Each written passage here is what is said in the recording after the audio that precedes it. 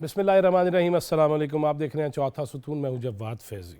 नाज़रीन, होना तो ये चाहिए था कि 1973 में जो पहला मुतफ़िक़ा आइन बना, उसके हवाले से मज़ीद उसमें बेहतरियाँ लाने के लिए और जहाँ जहाँ कुछ हुक्म हैं या हालात हाज़िरा के तहत या मौजूदा दिनों के तहत उसमें मज़ीद कानून साज़ी की ज़रूरत थी, उसकी तरफ बढ़ना चाहिए था। लेकिन हम देखते हैं कि बजाय आइन की बात करने के जेलें भर दो, और फिर ऐसी ऐसी प्रेस कॉन्फ्रेंस आली मरतबत क़िबला इमरान ख़ान साहब कर रहे हैं। वो आपने देखी होगी, कल जावेद अली के साथ बैठ के और कहते हैं जी कि नंगा करके मारते हैं। मतलब ये अफसोस है और मजाक बन चुका है कि जो अंदर जाते हैं ख़ान साहब कहते हैं इसको नंगा किया गया, ज़्यादती की गई है।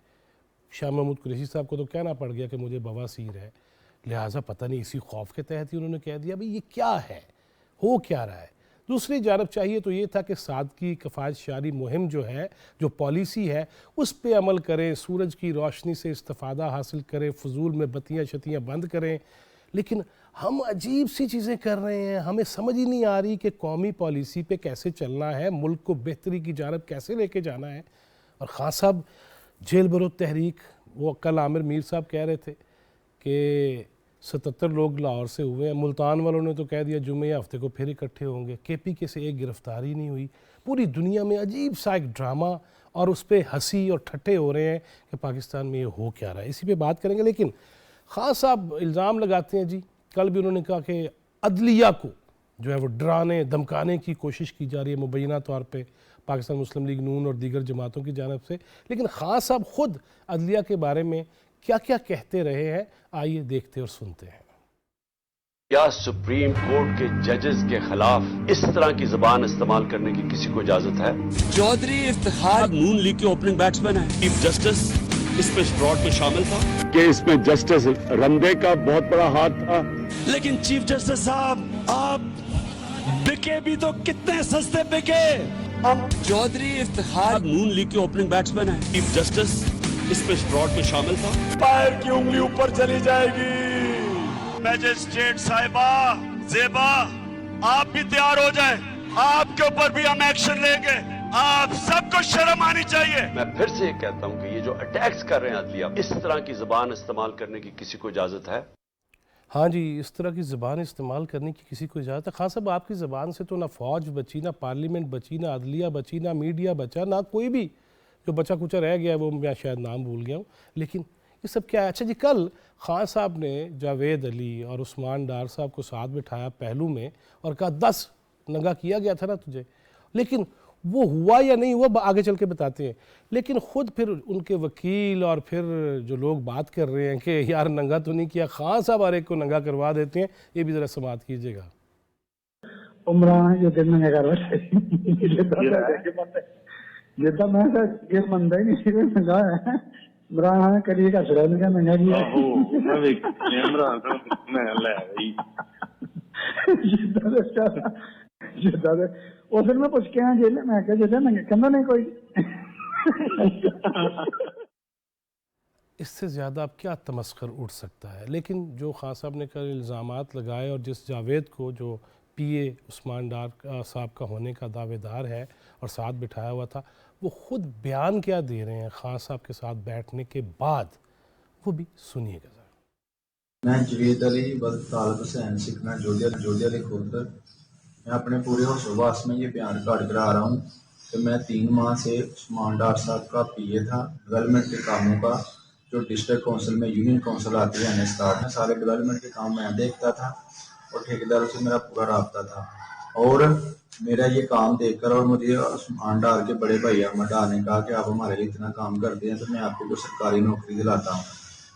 उन्होंने कहा अपने को डॉक्यूमेंट बनाओ और उधर एजुकेशन डिपार्टमेंट में जमा कराओ। मैंने उधर से, मैं थोड़ा कम पढ़ा लिखा हूँ, मैंने उधर से इंडिया पब्लिक स्कूल से एक फेक सर्टिफिकेट बनवाया और डोमिसाइल बनवाया और वो मैंने अपने डॉक्यूमेंट एजुकेशन डिपार्टमेंट में जमा करवा दिए और उससे मुझे अहमद डार साहब ने मेरे आर्डर करवाए और मुझे गवर्नमेंट एलिमेंट्री मॉडल स्कूल डालिए में मेरे आर्डर हुए और उधर मैं 10 तारीख से ज्वाइनिंग की और मैं उधर ड्यूटी पर जा रहा था।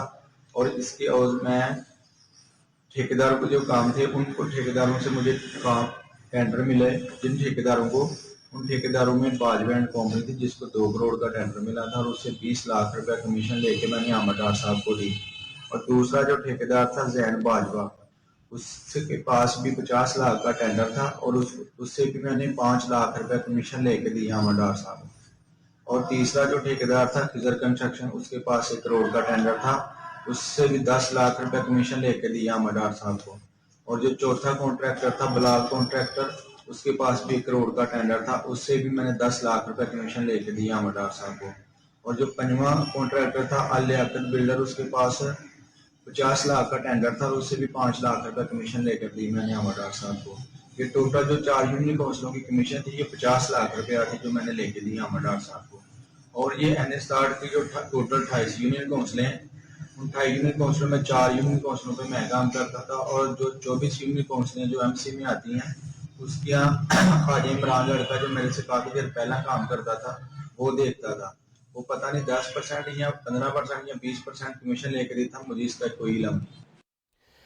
جی جناب، کروڑ کا ٹھیکہ تو 10 لاکھ، 50 لاکھ کا ٹھیکہ تو 5 لاکھ، پرسنٹیج تو ہے نا کچھ. اب یہ ساری چیزیں لیکن کس لیول پہ خان صاحب آ گئے ہیں، اسی پہ بات کریں گے. PTI کے بانی رہنما جناب اکبر ایس بابر. بہت شکریہ اکبر ایس بابر صاحب. اکبر ایس بابر صاحب، یہ جو آپ نے بھی سنا ہے، دیکھا ہے، اب تو بڑے دفاع میں آ گئے ہیں عدلیہ کے خان صاحب، لیکن پہلے جو کہتے رہے آئین، متفقہ آئین 50 برس ہو گئے. یہیں سے شروع کر لیتے ہیں. کیا آئین سے بسم اللہ الرحمن الرحیم. دیکھیے، تھوڑا سا کچھ ایسے ناظرین ہوں گے خاص کر ینگ جنریشن کے، شاید ان کو پتہ نہ ہو کہ یہ جو 1973 کا آئین تھا، اس کو جب یہ آیا اس سے پہلے کیا ہوا. اور یہ بڑی ایک دردناک داستان ہے جو کبھی کبھی مجھے یہ خوف آتا ہے کہ کہیں ہم اس دردناک داستان کو ریپیٹ کرنے تو نہیں جا رہے. جس قسم کی سیاست ہو رہی ہے، جو آپ نے ابھی جو جس کی کچھ جھلکیاں دکھائیں. دیکھیے 1970 میں الیکشن ہوئے تھے، اور اس الیکشن میں 1 سال الیکشن کیمپین چلی، اور اس کے پیچھے کیا تھا اور بہت سیاسی کیا نعرے تھے. عوامی لیگ ایسٹ پاکستان میں، یہاں پہ ویسٹ پاکستان میں Pakistan Peoples Party single largest party آئی، اور پارٹیاں بھی آئیں دوسرے صوبوں سے. لیکن وہ جو 1970 کے الیکشن تھے، اور اس کے بعد جو ایک سیاسی انتشار ہوا، اور اس سیاسی انتشار کو سیاسی قیادت مینیج نہ کر سکی. اس میں اسٹیبلشمنٹ کا بھی رول تھا، اس وقت ملٹری ڈکٹیٹر تھے اقتدار میں، لیکن ایک الیکشنز انہوں نے کرائے، یحییٰ خان نے. اچھا، وہ جو سیاسی انتشار تھا that led to the separation of East Pakistan، کیونکہ one thing led to the other. اگر یہ بیٹھ کے سیریسلی جب ڈھاکہ میں جب نیشنل اسمبلی کی جب میٹنگ کال کی گئی، اور سب جا کے اور بیٹھ کے مسائل کا حل ڈھونڈتے، تو کوئی نہ کوئی سیاسی حل نکل آتا. اور یہ کانسٹیٹیوئنٹ اسمبلی، کیونکہ وہ الیکشن تھے کانسٹیٹیوئنٹ اسمبلی کے، یعنی آئین ساز اسمبلی کے لیے. بالکل ٹھیک ہے. تو اس کے بعد جو سانحہ ہوا اور جو ایک بڑی تلخ ہماری حقیقت تھی، اس کے بعد پاکستان 2 لاکھ ہو. نیازی صاحب نے ہتھیار جب پھینکے تو نیازی صاحب نے وہ کیا جو کیا. حالانکہ وہ 1 دن پہلے تک بہت بڑی بڑی باتیں کر رہے تھے کہ ہم تو کاش وہ مر جاتے لیکن ہتھیار نہ ڈالتے، کیونکہ جو رسوائی ہوئی ہے. یہ ایسا وقت ہوتا ہے کہ کبھی کبھی زندگی میں انسان کو سب کچھ داؤ پہ لگانا پڑتا ہے، لیکن اپنی قوم کی عزت کے خاطر، اپنے جھنڈے کے خاطر. انفارچونیٹلی، ٹریجیکلی، وہ ایک ایسا کلنک کا ٹیکہ ہے جو ہمارے ماتھے پہ لگا رہے گا. تو اس کے بعد جب آئین بنا، جسے آپ 1973 کا آئین کہتے ہیں، اس کے بعد آپ یہ سوچیں کہ ویسٹ پاکستان کے جو عوام تھے ان کی کیفیت کچھ اور تھی. وہ برداشت ہی نہیں کر سکتے تھے کہ اب یہ سیاست میں یہ پھر وہی کھیل کھیلیں. تو وہ ایک بڑا فورس تھی لوگوں کی رائے کی، عوام الناس کی میجورٹی کی، کہ آئین بناؤ. تو پھر وہ بیٹھے اور انہوں نے آئین بنایا. اور ایک تاریخی جو اور ایسے لوگ جو قریب ٹوٹلی ڈائیورجنٹ تھے، ان کی سیاست میں آپس میں کوئی میل نہیں تھا. اور اس وقت ذوالفقار علی بھٹو، قداور شخصیات تھے. اس وقت سیاست میں کوئی نظریہ نہیں تھا. عبدالولی خان، یہ نہیں تھا آج کی جو سیاست ہو رہی ہے. اس وقت سیاست میں کوئی نظریہ تھا، کوئی شخصیات تھے جو نہ بھی کرتے تھے. لیکن یہاں مساق معیشت کی بات کی گئی، یہاں اکٹھے بیٹھنے کی بات کی گئی، یہاں APC کی بات کی گئی. خان صاحب کہتے ہیں میں نہیں آنا. دیکھیں، اس وقت جو پاکستان یہ جو پچھلے کچھ عرصے سے چلا ہے، یہ تو ہم نے آئین کے تہس نہس کر کے رکھ دیا ہے. ہم دعویٰ کرتے ہیں. میں تو آپ کے سامنے یہ سوال رکھنا چاہتا ہوں کہ شاید اس وقت پاکستان کا سب سے بڑا ڈائلما اور سب سے بڑا سوال یہ ہے کہ کیسے کوئی آئینی راستے سے آئین کو نافذ کر سکے.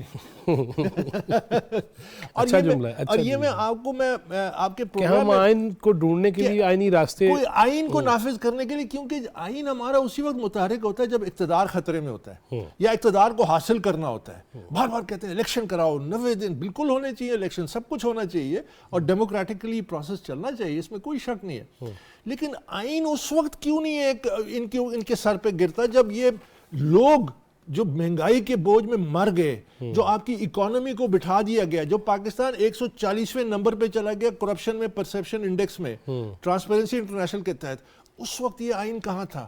جب یہ آئین کی دھجیاں اڑا رہے ہوتے ہیں. اور پھر سب سے بڑا ہمارا المیہ دیکھیں کہ جو لوگ اس آئین کی دھجیاں اڑاتے ہیں عملی طور پہ, جو پاکستان کو اس نیج پہ لے آ چکے ہیں, وہ پھر کہتے ہیں جی قربانی دینی ہوگی. تو قربانی کس سے مانگتے ہیں؟ عوام سے.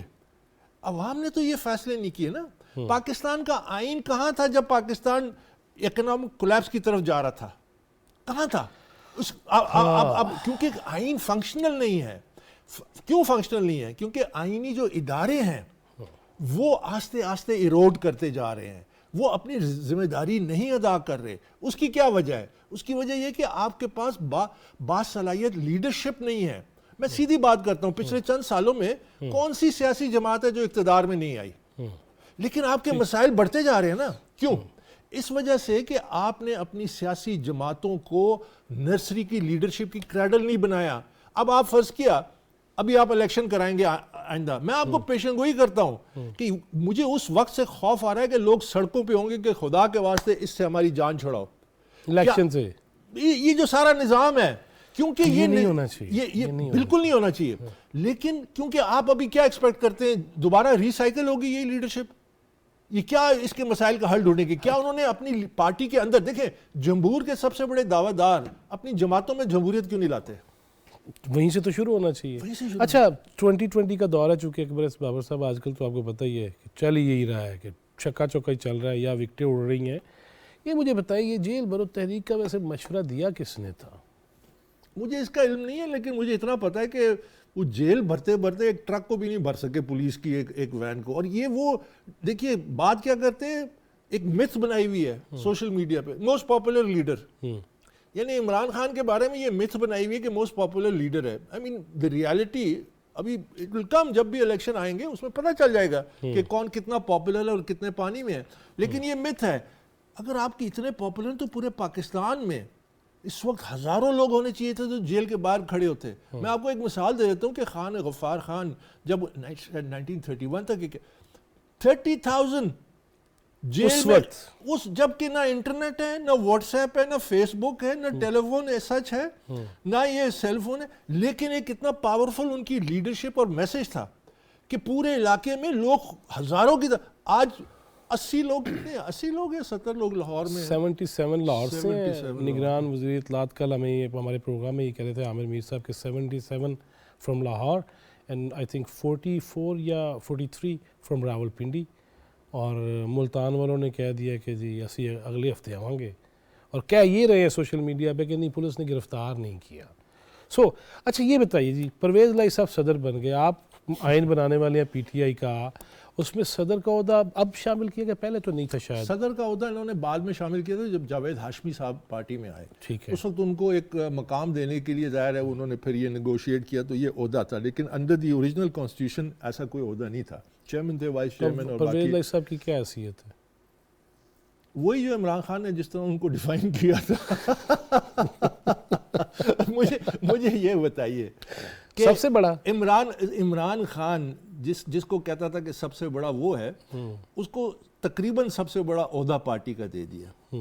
اچھا, جو پارٹی کا جو کانسٹیٹیوشن تھا اس میں بیسیکلی عمران خان کو چیئرمین 2 ٹرم کے لیے رہنا تھا, 3 سال کے 2 ٹرمز. یہ لکھا ہوا اس تھا. کے بعد پھر الیکشن ہونے تھے. اس کے ہاں ظاہر ہے چیئرمین کے الیکشن ہونے چاہیے تھے. بھائی ہم نے تو پارٹی کو ادارہ بنانا تھا نا.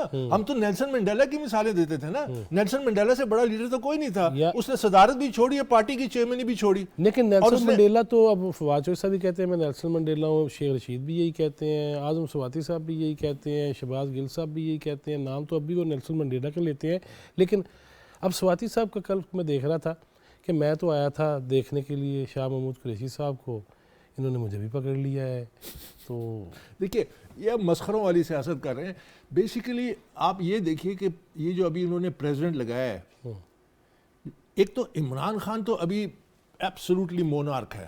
وہ تو پارٹی کے اندر مطلب ہمارے زمانے میں, اب میں آپ کو کیا قصے سناؤں کہ سینٹرل ایگزیکٹو کی میٹنگ ہوتی تھی, خان صاحب واز فرسٹ امنگس ایکولز, اس کو ہم اپنی جگہ پہ رکھتے تھے اور فیصلے کہاں کدھر سے کدھر کیا سوچتے تھے اور کیا ہوتے تھے, کیونکہ ایک وائبرنٹ لوگ تھے جن کے کوئی اصول تھے, جن کے کوئی بڑا مقصد تھا سیاست میں. اکبر بابا صاحب یہیں سے شروع کرتے ہیں. ہمارے ساتھ وزیر مملکت برائے قانون و انصاف جناب سینیٹر شہادت عوان ہے. السلام علیکم عوان صاحب. وعلیکم السلام فیض صاحب. جی عوان صاحب, 1973 کا آئین 50 سال, لیکن ابھی اکبر ایس بابر صاحب یہ کہہ رہے تھے کہ آئین پہ چلنے کے لیے بھی ہمیں آئینی راستے ڈھونڈنے پڑ رہے ہیں, اور آئین کو کس طرح, یہ کیا کہاں پہ پہنچ گیا, ہر معاملہ عدالت میں اس وقت. دیکھیں سر, گزارش یہ ہے کہ بالکل اکبر ایس بابر صاحب کی بڑی اسٹرگل ہے, بالکل وہ ہمیشہ جو ہے دکھی رہتے ہیں ملک و قوم کے لیے, لیکن بات یہ ہے کہ مقننہ کا کام ہے آئین سازی کرنا, سیاست دانوں کا کام ہے آئین سازی کرنا. صحیح. اور اس کے علاوہ جو ہے آپ کو پتہ ہے کہ ایک آئین کے اندر 3 چیزیں, انتظامیہ, عدلیہ, مقننہ, الگ الگ ہر ایک کا پارٹ کیوں کیا گیا ہے کہ ہر ایک کا اپنا رول جو ہے الگ الگ پلے کرے. پولیٹیشینز جو ہیں انہوں نے آئین سازی کرنی تھی, اور یہ پاکستان میں یہ دیکھیں کہ جو سیاست دان ہیں انہوں نے متفقہ طور پہ اس ملک کو آئین دیا. اس کے بعد اگر اس میں ترامیم بھی ہوئی, جس میں مین ترامیم جو ہے اس کو 18th امینڈمنٹ کے نام سے ہم یاد کرتے ہیں, جس کے اندر جناب آصف علی زرداری صاحب نے اپنی جو صدر کے اختیارات تھے وہ بھی انہوں نے پارلیمنٹ کے سامنے جو ہے سرنڈر کیے. تو تقریباً یہ ساری چیزیں سیاست دانوں نے متفقہ طور پر جو ہے یہ بنائی ہیں اور انہوں نے کیا, لیکن اب اس پہ عمل درآمد کروانا جو ہے وہ پہلی بات تو انتظامیہ کا کام ہے. اس کے بعد مسئلہ رہ گیا تیسری کہ اگر کوئی کسی قسم کی کوئی چیز صورتحال ہوتی ہے تو وہ مقننہ کا کام ہے.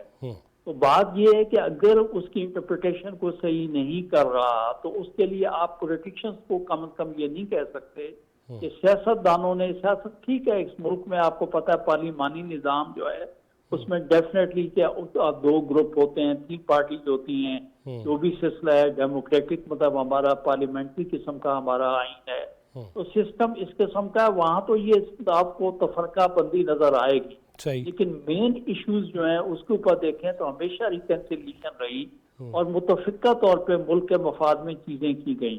عمل درآمد کروانے والوں کے لیے آوازیں اٹھنی شروع ہو گئی ہیں, اور میں سمجھتا ہوں یہ بھی ہمارے لیے بہتر ہے کہ یہ لوگوں کے جو ہے نا, یہ میں سمجھتا ہوں کہ 14 طبق روشن ہو جائیں گے اور ہر بندہ یہ سوچے گا کہ عزت وقار اسی میں ہے کہ ہم آئین کے مطابق چلیں. صحیح. تو بات یہ ہے کہ مایوس ہونے کی فیضی صاحب ضرورت نہیں ہے. نہیں, یقیناً مایوس نہیں ہونا چاہیے, لیکن تفکرات تو بڑھ جاتے ہیں نا عوان صاحب کہ مہنگائی میں وہی کہہ رہا ہوں کہ دیکھیں تفکر جو ہے وہ پازیٹیو ایک چیز ہے, فکر کرنی چاہیے, لیکن مایوسی ناکامی کی طرف لے جاتی ہے.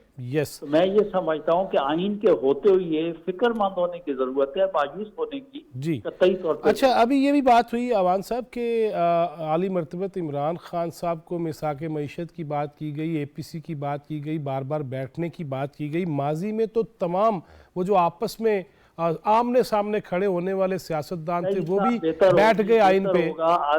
شاہجی صاحب, آج آپ کا ایجنڈا آئین پاکستان ہے, تو آپ پارلیمان کی بات کر لیں, جو لوگ پارلیمنٹ کے اندر ہیں ان کی بات کریں. تو پارلیمانی معاملات بھی عدالت میں چلے گئے ہیں نا عوان صاحب, جو صبح کچھ ہو شام کو کچھ ہو, آپ اس پہ وقت ضائع آپ کیوں کرتے ہیں, وہ بھی پی ٹی وی کے اوپر. اچھا جی, کوئی خوشخبری, کوئی معاملات, کوئی آگے چل کے کیا چیز نظر آ رہی, کوئی اہداف کب تک حاصل ہو پائیں گے, گولز کب تک اچیو ہو پائیں گے, چلے یہی بتا دیجئے. دیکھیں میں بات یہ ہے کہ آپ سے بہتر کون جانتا ہے، اور اکبر ایس بابر صاحب بیٹھے ہیں، یہ بڑا حق گو آدمی ہیں، اور ہمیشہ میں تو ان کی بڑی ریسپیکٹ کرتا ہوں کہ یہ بالکل جو صحیح ملک اور قوم کے مفاد میں بات ہوتی ہے یہ کرنے کے عادی ہیں. تو میں آپ کو یہ بات بتاؤں کہ آپ اس پہ چلے جائیں کہ یہ ٹوٹل جو ہمارا، مجھے کہنا نہیں چاہیے، یہ لوگوں میں دیدہ دانستی، میں تو کہتا ہوں کہ کسی ہمارے دشمن کی بات کے اوپر مایوسی پھیلائی جا رہی ہے کہ اتنی سچویشن خراب. یقینی وہی دوبارہ وہی والی بات ہے کہ فکر اور تفکر والی بات ہے کہ فکر ضرور کرنے کی ہمیں ضرورت ہے، صحیح کہ معیشت جو ہے اس کو بحال کرنے کی ضرورت ہے. لیکن اگر آپ پچھلے ایک ہفتے کے جو اہداف جو اگر آپ لے کے چلے جائیں تو میں سمجھتا ہوں کہ انشاءاللہ تعالی ہم امپروو کر رہے ہیں، اور یہ صورتحال سچویشن کبھی بھی رہی ہے تو یہ قوم اور یہ ملک اپنے قدموں پہ کھڑا ہوتا رہا، اور انشاءاللہ تعالی یہ پاکستان قائم دائم رہنے کے لیے رہا. اور انشاءاللہ تعالی آپ اور ہم وہ ہیں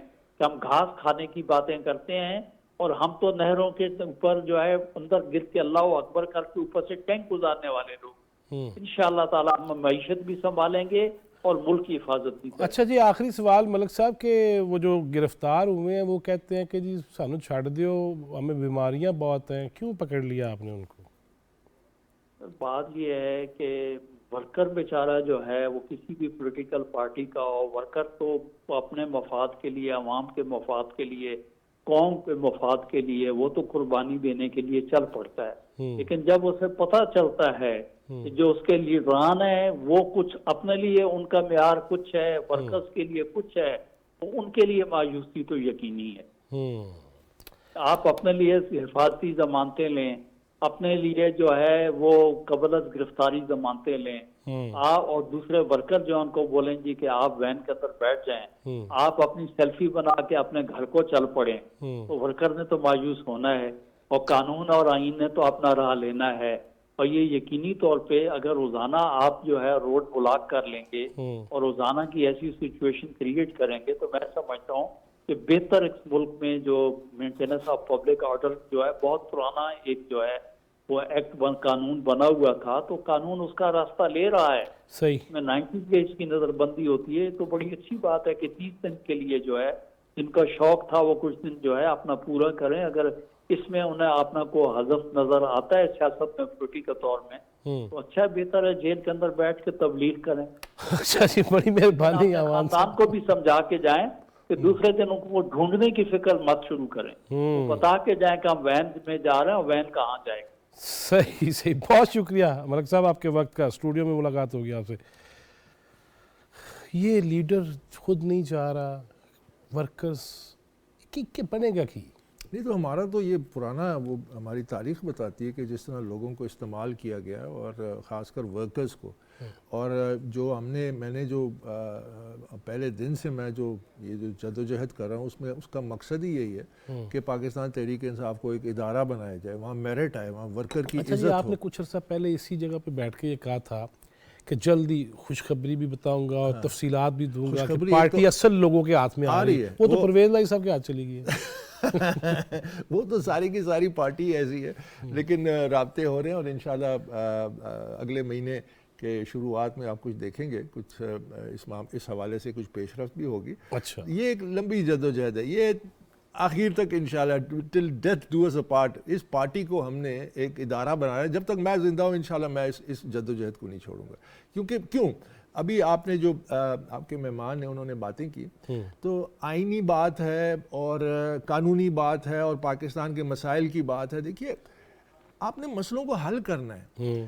آپ اس وقت اگر آئین نافذ نہیں ہے عملی طور پہ تو آپ نے نشاندہی کرنی ہے. جس معاشرے میں انصاف نہ ہو وہاں انتشار ہوتا ہے. ہمارے معاشرے میں انتشار ہے، تو آپ انصاف کے لیے پھر آپ کو کچھ کرنا پڑے گا. آپ نے انصاف کے نظام کو بہتر کرنا پڑے گا، بہتر لوگوں کے لیے کوئی راہ ہموار کرنی پڑے گی آئینی قانونی طریقے سے، کیونکہ انصاف اگر ملتا تو انتشار نہیں ہوگا. اسی طرح سیاست میں سیاسی جماعتیں جب تک منظم نہیں ہوں گی وہ آپ کو قیادت نہیں دیں گی اور آپ کو ایک کمپیٹنٹ کریڈیبل لیڈرشپ نہیں دیں گی. آپ کے مسائل حل نہیں ہو سکتے. ویسے تو میں اور آپ بیٹھ کے ہم ہر وقت مثبت بات ہمیں کرنی چاہیے، اس میں کوئی شک نہیں ہے، ہمیں یہی بات کہنی چاہیے. لیکن دیکھیے ایک عرصہ گزر گیا ہے، ایک لمبا سال ہر سال سے ہم اسی اسٹرائف میں ہیں, ہم اسی تنزلی کا شکار ہیں, ہماری معیشت بیٹھ رہی ہے, ہمارا گورننس بیٹھ رہی ہے, ہمارے جو لوگ, ہمارے ملک کی کریڈیبلٹی بیٹھ رہی ہے, اخلاق, ہم ہر مورالٹی تباہ و برباد, ہم ہر جگہ جا رہے ہیں کس واسطے؟ کچکول لے کے کہ ہمیں ایک بڑی کامیابی ہوتی ہے $1 بلین کہیں سے لون مل جائے. یہ پاکستان کا فیوچر نہیں تھا, یہ پاکستان کی بڑے مقصد کے لیے بنا تھا. Pakistan is a viable state, Pakistan can be the most successful state in South Asia, لیکن اس کے لیے فنڈامنٹل جو کام شروع میں جن ممالک کو خود قرضے دیے اور ہیلپ کی, آج وہ کہاں سے کہاں پہنچ چکے, اور ہم نہیں آپ دیکھیے نا کہ ایک ملک ہے جسے آپ لٹرلی بیگنگ بول کے ساتھ آپ جاتے ہیں, جن کے سربراہ کو پنڈی کا کمشنر ریسیو کرتا تھا. It's a fact. 60s کی بات ہو رہی ہے. So Pakistan was an upcoming state, ایک پروگریسو ماڈرن اسٹیٹ بننے جا رہا تھا. اس میں یقیناً سب ذمہ دار ہوں گے, لیکن اس وقت جو ہم اپنا چہرہ دکھا رہے ہیں, اور میں نے جیسے شروع میں کہا کہ مجھے افسوس کے ساتھ ہنسی آتی ہے, سچی جو بات, افسوس کے ساتھ, کہ بیان ہم کچھ دے رہے ہوتے ہیں, اس کے الٹ سب کچھ ہو رہا ہوتا ہے. کیا مشورہ دیں گے, جس طرح عوان صاحب نے کہا کہ جو جیل میں ہیں وہ وہاں تبلیغ کریں بیٹھ کے, ویسے انہیں کیا کرنا چاہیے وہاں؟ جو جیل میں ہیں بہت تھوڑے ہیں. اچھا, زیادہ ہونے چاہیے. وہ کل وزیر صاحب کہہ رہے تھے صبح ہی کہ یہ تو ایک سیل نہیں بھر سکتے, جیلیں کیسے؟ وہی نہیں, یہ تو ایک پولیس وین نہیں بھر سکتے. ان کو میں کیا دوں؟ یہ بے بس لوگ ہیں, یہ مصلحت پرست لوگ ہیں, یہ اقتدار کے پیچھے جا رہے ہیں. ورنہ دے should have taken a stand before Imran Khan party کے اندر کہ دس از ناٹ ایکسیپٹیبل, یہ جو آپ کرنے جا رہے ہیں, یہ جو آپ سیاست آپ نے کی ہے, this is not acceptable. Why? Because this is not in the interest of Pakistan. یہ پاکستان دشمنی ہوئی ہے. دیکھیے میں جو مثلا ابھی جو خان نے پھر بیان دیا کہ میں کیا بولتے ہیں خان صاحب بولتے ہیں کہ میں نہیں چھوڑوں گا اگر دوبارہ اقتدار میں آ جائیں. سب سے پہلے تو اگر یہ قوم, اور میں تو اس قوم کے اس کو جھنجھوڑ رہا ہوں کہ ہماری جو قوم ہے اس کو چاہیے کہ اس کی طرف انگلی اٹھائیں کہ ہم آپ کو نہیں چھوڑیں گے. آپ نے کیا دیا ہے اس ملک کو؟ آپ کیا دینے نکلے ہیں؟ ہمیں روٹی چاہیے, ہمیں روزگار چاہیے, ہمیں امن و امان چاہیے, ہمیں گورننس چاہیے. ہاں, آپ ہمیں کہہ رہے ہیں میں نہیں چھوڑوں گا, تو یہ تو اس کا مطلب آپ چاہ رہے ہیں کہ 1 کروڑ نوکریوں 50 لاکھ گھروں کا بھی تو سوال کیا جائے نا. دیکھیں نہیں, ایک اور چیز ہے بڑی انٹرسٹنگ, اگر آپ کے پاس 2 منٹ ہے میں آپ کو دوں گا. وہ یہ کہ ہمارے ایک کامن myth ہے کہ یہ کہا جاتا ہے کہ 2 wrongs don't make a right, which is true. آپ کو کوئی برا کہے, آپ کو کوئی برا بھلا کہے, گالی کر, ضروری نہیں ہے کہ آپ بھی دیں, کوئی آپ سے تھوڑی بہت زیادہ. 2 wrongs. Having said that, ظلم کے بارے میں کیا حکم ہے آپ کو پتہ ہے؟ میں پڑھ کے سنا دیتا ہوں. برائی کا بدلہ ویسے ہی برائی ہے, پھر جس نے معاف کیا اور معاملے کی اصلاح کر لی تو اس کا اجر اللہ کے ذمہ ہے. یہ القرآن ہے. ٹھیک ہے. اب خان صاحب کا جو دور تھا, it was in my opinion the most oppressive, and جس طرح persecution ہوئی opposition کی, I myself am a victim. اس نے سسٹم کو مینیپولیٹ کیا, مجھ پہ 3 کیس بنائے, گھر کے باہر فائرنگ, قتل کی دھمکیاں, گاڑیاں گیٹ سے ٹکرا رہی ہیں وغیرہ وغیرہ. اینڈ دین اس وقت کے جو کرتے دھرتے تھے ان کو انلیش کیا مجھ پہ, مجھے بلا کے یہ کیس واپس لے لو, یہ کر دو. ٹھیک ہے.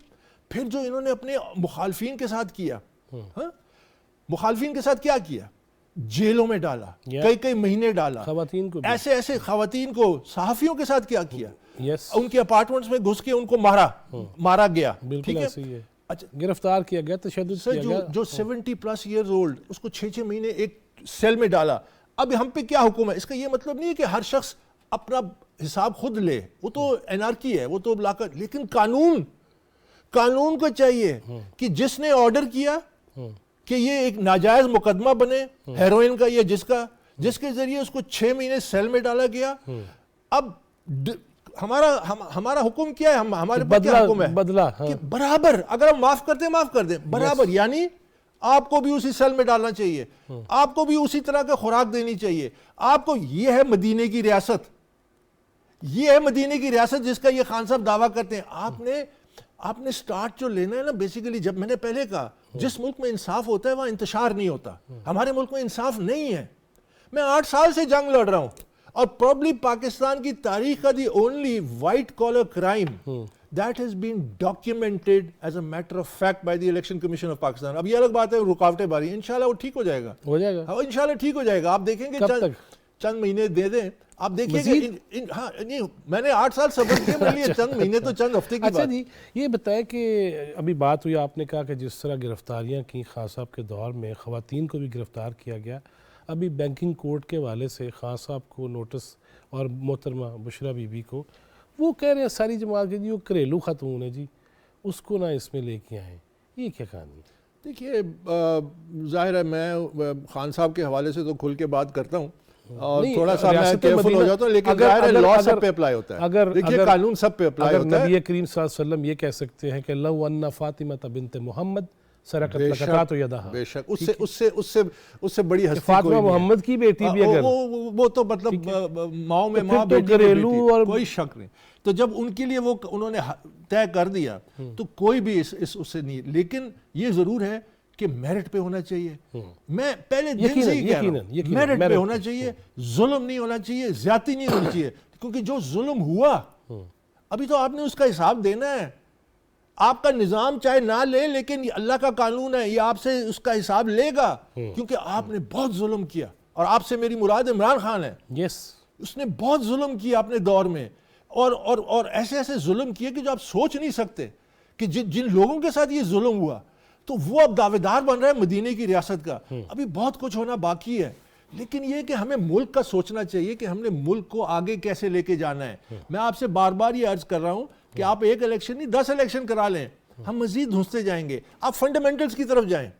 جو آپ کے مہمان نے بھی یہ بات کی نا کہ ہمیں ہوپ, تو میں پولیٹیکل ہوپ ایک ہی صورت میں دیکھتا ہوں کہ الیکشن کمیشن کے تحت آپ سیاسی جماعتوں کو ادارہ بنائیں, یا نہ صرف ادارہ بنائیں بلکہ الیکشن کمیشن کی جو ٹاپ 5-10 پارٹیز ہیں جو لیٹ سے 5% سے زیادہ ووٹ لیتی ہیں, ٹھیک ہے, ان کا باقاعدہ انٹرنل انٹرا پارٹی الیکشنز کو وہ الیکشن کمیشن کے نیچے ہونے چاہیے, تاکہ وہ ادارہ بنے, تاکہ وہ لیڈرشپ میرٹ پہ نکلے وہاں سے, تاکہ برطانیہ کی طرح جس طرح 5 سالوں میں 5 وزیر اعظم بنتے ہیں, ایک انڈین نژاد پرائم منسٹر بنتا ہے, پاکستانی نژاد جو ہے وہ میئر آف لنڈن بنتا ہے ٹوائس, کیونکہ ان کی جماعتوں میں میرٹ ہے. لیکن وہ دس از دی اونلی وے فارورڈ. میں اور آپ یہاں بیٹھے ہیں نا. لیکن اکبر بابر صاحب حیرت تو اس بات کی ہے کہ پاکستانی نژاد جب لندن کا میئر بن رہا تھا تو آپ کے رفیق خاص جو تھے وہ کیا کر رہے تھے؟ وہ اس واسطے کہ وہ پاور پالیٹکس کھیل رہا تھا, اس کو ایکسس چاہیے تھا انٹرنیشنل اسٹیبلشمنٹ کی, اس کو جو اس کو ملی ٹرمپ کے دور میں.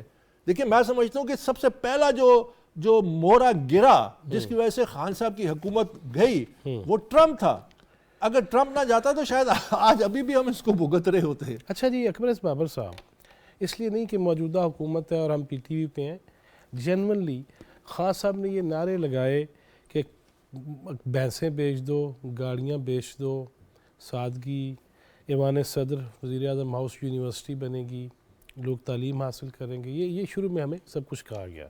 لیکن اس کے بعد دیکھتے ہیں گھڑی بھی نہ چھوڑی ہم نے, اور ہیلی کاپٹر کا سفر بھی ہم نے سستا قرار دے دیا. کے پی کے کئی سال کے ہیلی کاپٹر کے استعمال کو کہہ دیا نہیں اس پہ سوال ہی نہیں ہو سکتا.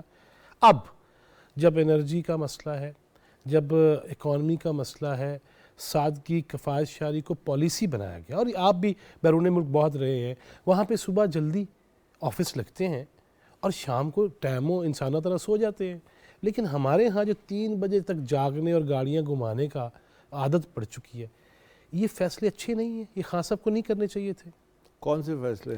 کہ وقت پہ سوئیے, وقت پہ اٹھیے, سورج کی روشنی, سولر انرجی, اس سے فائدہ اٹھائیے. خان صاحب کی مجھے یہی تو ایک المیہ ہے کہ میں کبھی کبھی سوچتا رہتا ہوں کہ شاید اس کے لیے بھی ایک کمیشن بٹھانا ہوگا کہ خان صاحب نے جو کوئی مثبت بات کی تھی اس کو کر دیا ہو. مجھے تو ایسی ان کی کوئی مثال نہیں ملتی. وہ جو باتیں کرتے ہیں وہ انہوں نے, میں نے ابھی تک جب سے وہ حکومت سے نکلے ہیں انہوں نے جو کیمپین چلائی ہے اس میں کوئی 1-2 باتیں مجھے بتا دیں جو انہوں نے کہا کہ جو ہم نے اپنے وقت اقتدار کے وقت میں یہ کام کیا یا یہ ہمارا وعدہ تھا ہم نے پورا کیا.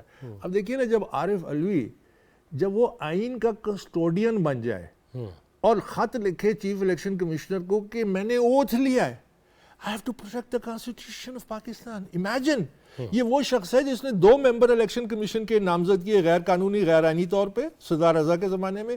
یہ وہ شخص ہے جس نے ایک سٹنگ آنریبل جج آف دا سپریم کورٹ کے خلاف ریفرنس فائل کیا جو کہ سپریم کورٹ نے اس کو فارغ کر دیا, اس کو غیر قانونی غیر آئینی کر دیا. یہ وہ شخص ہے جس نے جب اسمبلیوں جب نو کانفیڈنس موشن تھا اور نو کانفیڈنس موشن ان کے ڈپٹی اسپیکر نے ریجیکٹ کر دیا, منٹوں میں خان صاحب کی تقریر ہوگی اور منٹوں میں الوی نے اسمبلیاں ڈیزالو کر دیں, جو کہ سپریم کورٹ نے غیر قانونی کر دیا. یہ وہ شخص ہے, یہ آج کلیم کر رہا ہے کہ جی I am the custodian and the protector of the constitution. پھر یہ وہ شخص ہے جو پارٹی کا سیکرٹری جنرل تھا جب فارن فنڈنگ کا کیس کہ یہ تمام پیسوں کی the biggest financial fraud in Pakistan history which is now documented, یہ اس وقت سیکرٹری جنرل تھا. یہ وہ شخص ہے جو آج مطلب ہمارا دیکھیں نا, they should have resigned right there and then. جب آپ کو سپریم کورٹ کہتی ہے کہ آپ نے اتنے بڑے جو اقدامات کیے غیر آئینی غیر قانونی تھے, they should have resigned. These are the standards you set in politics. تو یہ جب وہ اسٹینڈرڈ سیٹ نہیں کر رہے ہیں تو ہماری پالیٹکس ڈکے تو کرے گی. ڈکے اب تو یہ منہ پہ بول رہے ہوتے ہیں. اچھا جی اکبر بابر صاحب, پہلے استعفیٰ دے دو, ہم استعفے دے رہے ہیں, ریزائن دے رہے ہیں, ہم جا رہے ہیں. اس کے بعد جب وہ منظور ہونے شروع ہو جاتے ہیں پھر یہ عدالت میں جاتے ہیں جی کہ کیوں منظور کر لیے گئے, یہ کیا ہے؟ اور اسپیکر قومی اسمبلی تو ڈٹ گئے ہیں, وہ کہیں میرا جو فیصلہ میں تو اس سے پیچھے نہیں ہٹوں گا. یہ کیا ہے؟ یہ مطلب یہ تماشا ہے, کوئی تماشا ہے. they're taking us for a ride. یہ پاکستانی قوم کو سوچنا چاہیے کہ یہ جو مذاق آپ کے ساتھ ہو رہا ہے, جس قسم کی جو سیاست ہو رہی ہے, جو انتشار کی سیاست ہے, کل ایک بیان دیا آج دوسرا دیا. یہ نیلسن منڈیلا کی مثالیں دیتے تھے. نیلسن منڈیلا 27 سال اس نے جیل کاٹی لیکن اپنے اصول اور اپنے اس سے نہیں منحرف ہوا. ٹھیک ہے. قائد اعظم کی یہ بات کرتے تھے, قائد اعظم کہتے ہیں کہ 100 دفعہ سوچو, ایک دفعہ فیصلہ لے لو, اس پہ ڈٹ جاؤ. یہ ہر روز ایک نئی بات کر رہے ہوتے ہیں اور اپنے آپ کو کانٹرڈکٹ کر رہے ہوتے ہیں. یہ اب ہماری ذمہ داری ہے, میری ذمہ داری ہے, آپ کی ذمہ داری ہے, کالم نویس جو ہیں ان کی ذمہ داری ہے, جو میڈیا کے جو اینکرز ہیں ان کی ذمہ داری ہے. وہ گالیاں دیتے ہیں جی ہمیں, جو مرضی دیں, یہ پبلک کی ذمہ داری ہے. کیونکہ میں آپ کو پھر یہ کہہ رہا ہوں کہ جس راستے پہ ہم چل چکے ہیں, آلدو آج کانسٹیٹیوشن کا ڈے ہے, بٹ یہ کانسٹیٹیوشن کو آپ کیسے امپلیمنٹ کریں گے؟ آپ کے ادارے ایروڈ کر چکے ہیں. آپ نے اداروں کو ریسٹرکچر کرنا ہے, آپ نے جوڈیشری کو ریسٹرکچر کرنا ہے, آپ نے اپنی جو سیاست ہے ریسٹرکچر کرنا ہے, آپ نے اپنے پارلیمانی نظام کو ریسٹرکچر کرنا ہے. جس طرح یہ چل رہی ہے, یہ this is like blindfoldedly you walking to the gallows. یہ آپ کو ایک ایسی سچویشن تک لے جائیں گی کہ پوائنٹ آف نو ریٹرن پہ چلے جائیں گے. یہ خود بخود ٹھیک نہیں ہوگی, یہ کرنا پڑے گا, یہ آپ کو کرنا پڑے گا. میں یہی کہہ رہا ہوں کہ میرے نزدیک دیکھیے, آپ کل الیکشن کرا دیں, عمران خان اقتدار میں آ جاتا ہے, فرض کیا, وہ تو پھر اس طرح یہ کہ مریض کے لیے سائنائڈ کا انجیکشن ہوگا, نہ اس نے ٹیم بنائی ہے, نہ اس کے پاس کوئی پالیسی ہے, وہ تو کہتا ہے میں نہیں چھوڑوں گا. پاکستان تو اب افورڈ نہیں کر سکتا. اگر دوسری پارٹیاں جیت جاتی ہیں الیکشن, عمران خان تو نہیں مانے گا الیکشن. وہ کہے گا یہ چیف الیکشن کمشنر پہلے دن سے میں نے کہا تھا کہ یہ میرے خلاف ہے, بائسڈ ہے, اور یہ آنیسٹ نہیں ہے, اس کے تحت میں الیکشن نہیں مانتا. تو یہ کیا تھا خود سر, یہ اچھا آپ اتنے عرصے سے ویسے بھگتا رہے ہیں سارا کچھ, چیف الیکشن کمشنر صاحب کے حوالے سے یہ جو بیانات دے دیتے ہیں, الزام لگاتے ہیں, پرسنلی آپ کا I salute the chief election commissioner. I think یہ پاکستان کی الیکشن اور الیکشن کمیشن کی تاریخ میں انہوں نے نئی تاریخ رقم کی ہے.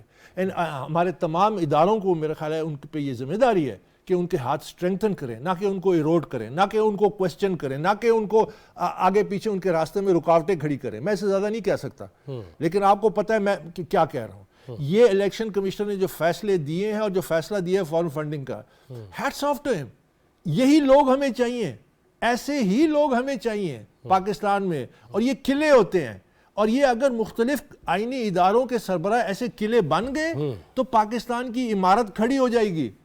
کیونکہ یہاں پہ ان کو کرونیز چاہیے, ان کو چاہیے ہوتے ہیں کہ یہ جو ریلو کٹے جیسے کہتے ہیں نا کرکٹ کی ٹرمینالوجی میں, جو خان صاحب کی ٹرمینالوجی ہے, ان کو ریلو کٹے چاہیے. ہاں وہ کہیں گے نہ, وہ کہیں گے نہ, وہ کہیں گے اس طرف چلو, ادھر چل پڑیں گے اس طرف, کیونکہ ان کے ذاتی مفادات ہیں, ان کو کسی کو وزارت چاہیے. آپ کی طرح کے کتنے لوگ پی ٹی آئی میں موجود ہیں جو ابھی تک دل سے برا, آپ تو خیر ہاتھ سے بھی روک رہے ہیں, لیکن جو دل سے برا جانتے ہیں؟ بڑی تعداد ہے, بڑے لوگ ہیں انشاءاللہ. اب خیر مجھے اب کہتے ہوئے بھی یو ول سی کہ یہ لوگ اکٹھے ہوں گے اور سب نظر بھی آئیں گے, اور بہت زیادہ لوگ ہیں. تھوڑا سا ان کو اسٹرینگتھ چاہیے, تھوڑا سا ہوا بدلے گی. اور دیکھیے پالیٹکس میں بہت سارے فیکٹرز ہیں, آپ نے یو ہیو ٹو, ہاں یہ میں آپ کو بتا دوں, یہ بھی اگین پاکستان کے لیے کہ 1989 میں چائنا پاکستان سے بدترین حالات میں تھے. یہ میں لوگوں کو بتانا چاہتا ہوں کہ آپ یہ یاد رکھیے کہ تھوڑی تاریخ دیکھیں 1989 میں چائنا جتنا بڑا ملک 55 دھرنے ہو رہے تھے بھائی صاحب اس وقت 55 دھرنے. ایک لیڈر تھا ڈینگ سیاؤپنگ, اس کی ویژن تھی اور ساتھ اس کے جو اس وقت کی ان کی اسٹیبلشمنٹ تھی وہ مل گئی. انہوں نے مل کے قوم کو ڈائریکشن دی, انہوں نے تمام رکاوٹیں عبور کی. اور وہ ڈائریکشن کیا دی؟ اس نے میرٹ لے کے آیا اپنے نظام میں, کمپٹنس لے کے آیا, چائنیز بچوں کو امریکہ بھیجا, آج تک لاکھوں میں ملینز, ان کا سب سے بڑا دشمن, اس کو کمپٹنس دلوائی, ملک کو چلایا, اکانومی کو چلایا, وہ سپر پاور بن گیا. یہ میں نہیں چھوڑوں گا اور میں چھوڑ دوں گا, اور یہ جو نانسنس کی سیاست ہے, this has to stop.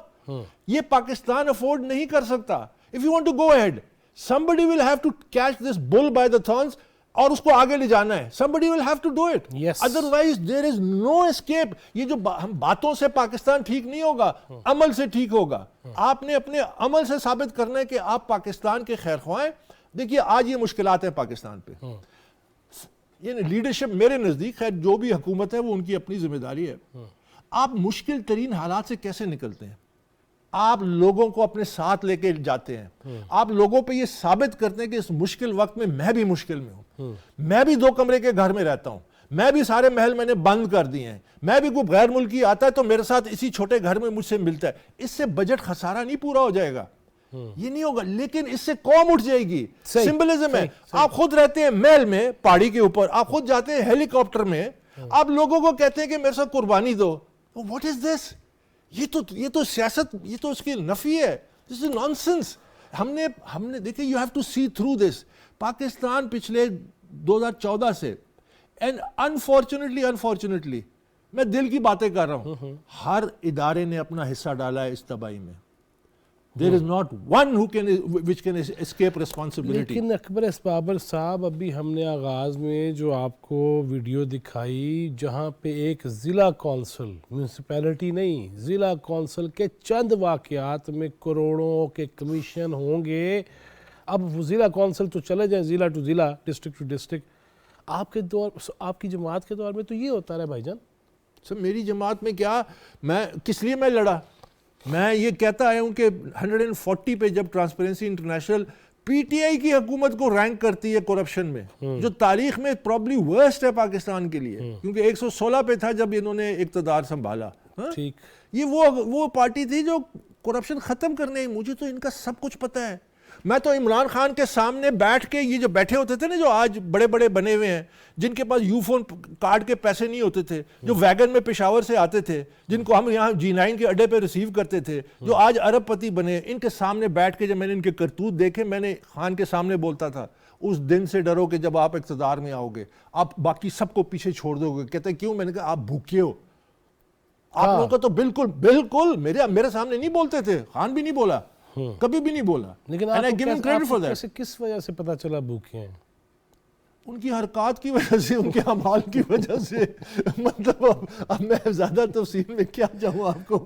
ان کا اٹ واز اسی لیے تو جو ہم نے پلان بنایا تھا کہ ہم پشاور کے پی میں, ہمارا پلان کیا تھا, کے پی میں competent professionals, doctors, lawyers, engineers, ان کو, کیونکہ جب وہ ووٹ کا فیصلہ کرتے ہیں نا, وہ یہ نہیں دیکھتے کہ یہ پیچھے جدی پشتی کیا ہے, وہ دیتے ہیں ووٹ. ہم نے کہا ہم اس طرح ٹیم لائیں گے, عمران کو چیف منسٹر بنائیں گے کے پی کا, اس کے سر پہ بیٹھے ہوں گے, وہاں پرفارم کریں گے. جب پرفارم کریں گے باقی پاکستان کا ووٹ بینک خود بخود ہماری جیب میں آئے گا. اچھا جی, لیکن اسی کے پی کے سے ایک گرفتاری نہیں ہوئی ماشاءاللہ. نہیں ہوگی. کیوں؟ 9.5 سال اکبر صاحب. وہ گرفتاری کے لیے تھوڑی کوئی اقتدار میں آئے تھے, انہوں نے تو مقصد اپنا حاصل کر لیا. ایک ہی تبدیلی آئی ہے ان کے بینک اکاؤنٹس میں, بس اس کے علاوہ کوئی بڑا مقصد یہ, ان کے علاوہ کوئی, دیکھیں یہ the whole thing went ship wreck ہے, the whole thing went haywire. یہ پورا کا پورا قافلہ جو تھا نا یہ لٹ گیا, اس کا کعبہ قبلہ بدل گیا. اور میں ان لوگوں میں سے نہیں ہوں جو آس پاس کے لوگوں کو بلیم کرے. یہ ہمارا ایک کامن تھیم ہے نا کہ فلانا نہیں, اس کے ایڈوائزرز ٹھیک نہیں, اس کے وہ مشورہ نہیں. میں کہتا ہوں the captain is responsible. Birds of the same feather flock together. آپ کیسے ایسے لوگوں کو اپنے ارد گرد چھوڑتے ہیں؟ وہ آپ کو اور کیا مشورہ دیں گے؟ وہ مفاد پرست ہیں, ان کو اپرچونٹی ملنی تھی. they capitalized on the opportunity. آخری کیا کہیں گے؟ امید, مایوسی نہیں, امید کی کیا بات ہے؟ امید دیکھیں, امید یہ کہ انشاءاللہ لڑیں گے اس ملک کے لیے. اور مجھے جو ایک نظر آتا ہے ایک یہ کہ یہ جو اس وقت جو سیاست ہو رہی ہے میرے نزدیک لوگ میجورٹی مایوس ہو چکے ہیں اور مایوس ہو کے وہ ایک ڈائریکشن پہ چلیں گے، کیونکہ جب ویکیوم ہوتا ہے جینوئن لیڈرشپ کا تو وہ ویکیوم فل ہوتا ہے اور لوگ اس کی طرف آتے ہیں، اور ہماری یہ کوشش ہوگی کہ لوگ ہماری طرف آئیں، ہم ان کو راغب کرنے کی کوشش کریں گے. لیکن پاکستان کو بچانا اور آگے لے کے جانا، آپ نے پھر انہیبیشنز نہیں رکھنی ہے، آپ نے آگے جانا ہے، آپ نے فوکس کرنا ہے اور اس کے لیے اسٹریٹجی بنانی ہے. اور میں نے جس طرح کہا کہ آپ نے اداروں کو ریزریکٹ کرنا ہے، ان کو دوبارہ اپنے پاؤں پہ کھڑا کرنا ہے، اس کے اندر میرٹ لانا ہے، اس کے اندر کریڈیبل لوگوں کو لانا ہے، اور کم از کم 5 سے 10 سال آپ نے ایک ڈائریکشن پہ چلنا ہے. اور یہ جو تمام جو کچھ ہوا اس کو آپ ایک نائٹ میئر سمجھیں. بہت شکریہ اکبر اس بابر صاحب، تھینک یو ویری مچ. جو بات کہی نا، یقیناً میں دست بستہ، وہ عدلیہ کے معزز اراکین ہوں، وہ ہماری پاک فوج کے جری بہادر ہوں، وہ میڈیا کے چیتے ہوں، اہل سیاست ہوں، پارلیمنٹیرینز ہوں، علماء ہوں، جو بھی طبقہ ہے، خدا را پاکستان کے لیے بھی یکسو ہو جائیے اور ایک دفعہ چل پڑیے. کوئی طاقت ہمیں آگے بڑھنے سے روک نہیں سکے گی. اور ابھی بات کہی نا اکبر اس بابر صاحب نے، وہ آپ کو بڑا مشہور واقعہ کہ غزوے کے دوران جب صحابہ کرام رضوان اللہ علیہ مجمعین، وہ پیٹ پہ پتھر باندھا ہوا، بھوک، ایسی شخصیات اور جن کی قیادت وہ شخصیت کر رہی ہو، وَمَا يَنْطِقُ عَنِ الْهَوَىٰ إِنْ هُوَ إِلَّا وَحْيٌ يُوحَىٰ، وہ جو نبی آخر تھا، جو ان کا قائد تھا، امام تھا، جو سپہ سالار اعلیٰ تھا، جس کی قیادت میں وہ غزوہ تھا، وہ اپنے پیٹ سے کپڑا اٹھاتے ہیں تو 2 پتھر باندھے ہوئے ہوتے ہیں. روزے کی جالیوں کو تو فٹافٹ ہر بندہ ہی چومنے جا رہا ہوتا ہے، لیکن کبھی ان کی اسوہ لَقَدْ قَانَ لَكُمْ فِي رَسُولِ اللَّهِ أُسْوَةٌ حَسَنَةٌ، غور تو کیجئے، چلنے کی کوشش تو کیجئے، رحمت نازل ہو جائیں گی. اللہ پاکستان کی حفاظت کرے، ہمیں پاکستان کی خدمت کی توفیق دے اور آسانیاں تقسیم کرنے والا بنائے. جواد فیضی، چوتھا ستون ٹیم کو اجازت دیجئے. اللہ نگہبان.